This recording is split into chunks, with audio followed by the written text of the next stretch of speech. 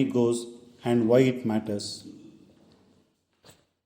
Ever notice how your pocket money vanishes instantly on snacks? But that laptop you saved for last for years, right? Congratulations, you already understand the basic difference between revenue and capital expenditure. Today, we are tackling one of the most fundamental and frequently confused concepts in accounting: capital versus revenue.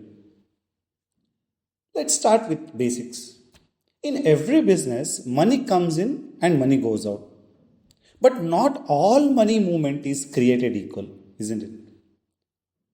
When we talk about capital, in this context, we are talking about transactions that affect your business's long term assets or liabilities.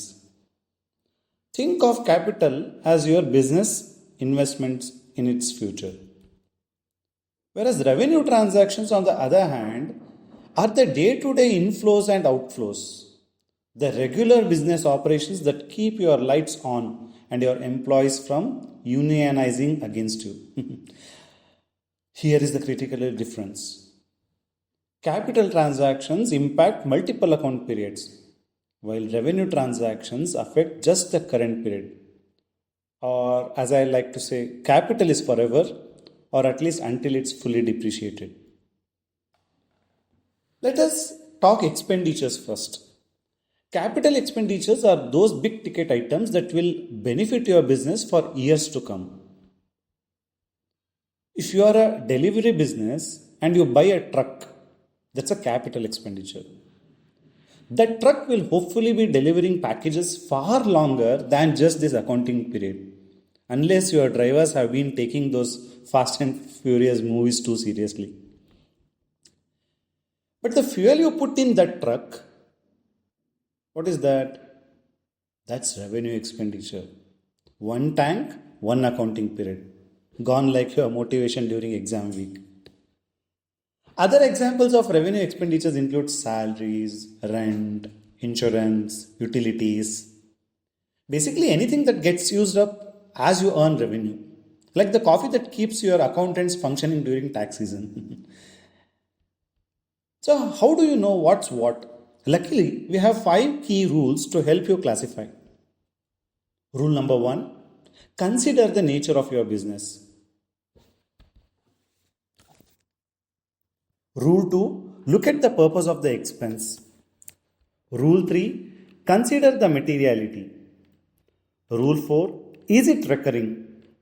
And Rule 5, effect on revenue generating capacity.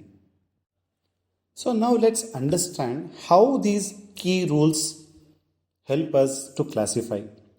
Rule number 1, considering the nature of your business. Suppose if a furniture company buys and sells furniture, that's an inventory to them. It's a revenue item for them. But if automobile showroom dealer buys the exact same furniture, that's a capital expenditure. The same furniture, but different classification. In accounting, where context is everything. Another rule, look at the purpose of the expense. Are you maintaining something or enhancing its capacity?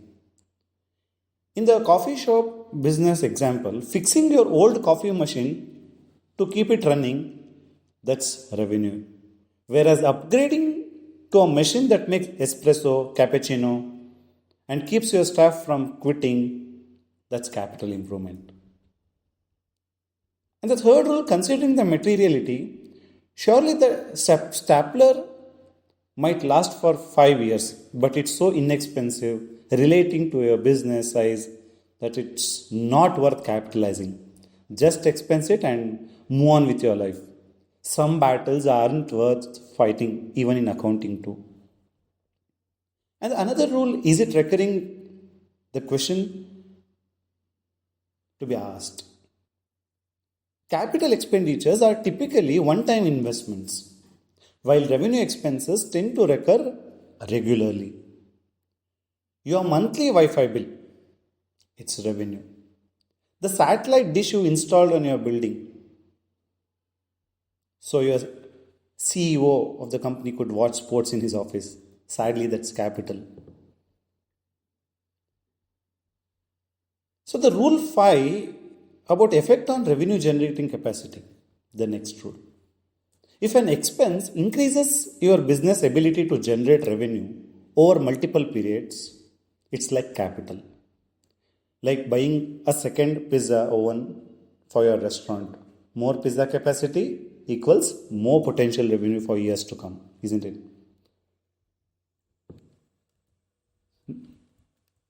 Capital receipts classification, where capital receipts increase long term liabilities or reduce long term assets. Think of taking out of loan, issuing shares, or selling your company's vintage coffee machine collection. These don't affect your profit because they are not earned through your regular business operations. They are like your rich uncle giving you money for your education, helpful for your long term prospects, but not something you earned selling lemonade, isn't it? Revenue receipts, on the other hand, come from your regular business activities, sales revenue, service fees, commission, rent received. These do affect your profit because they are what your business actually earned doing what it does best. And remember, just because it's called a receipt doesn't mean you actually received cash. That's a common mix up even experienced students make. A revenue receipt is recognized when earned, not when the cash hits your bank account. Let us take a practical example. Let's visit our favorite fictional business, the coffee shop, where the owner Bobby is trying to classify the transactions. The Bobby buys a new espresso machine for 50,000.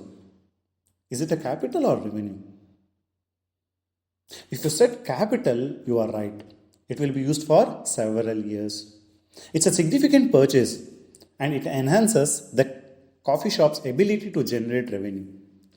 If this were a stapler, we might expense it due to materiality. But a 50,000 rupees machine, definitely capital. What about 2,000 rupees Bobby's spent on coffee beans this week? That's revenue expenditure. The coffee beans will be used up in this accounting period as the cafe makes and sells coffee. 1 week, gone forever, just like your weekend plans during exam season, isn't it? So now, Bobby receives 10,000 rupees from a bank loan to expand his cafe. This is capital receipt. It increases the cafe's long term liabilities and doesn't count as income or affect profit.